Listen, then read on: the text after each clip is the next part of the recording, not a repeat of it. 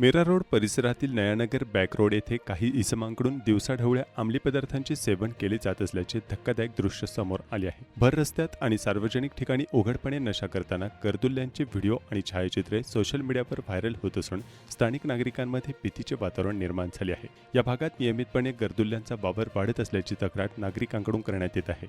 शाळा, महाविद्यालय आणि रहिवासी वसाहतींच्या परिसरात अशा प्रकारचे प्रकार घडत असल्याने पालकांमध्येही चिंता व्यक्त केली जात आहे। विशेष म्हणजे पोलीस ठाण्यांच्या हद्दीतच असे प्रकार सुरू असतानाही संबंधितांवर कारवाई होत नसल्याचा आरोप स्थानिक नागरिकांनी केला आहे। त्यामुळे पोलिसांची गस्त आणि कार्यक्षमतेवर प्रश्नचिन्ह उपस्थित होत आहे।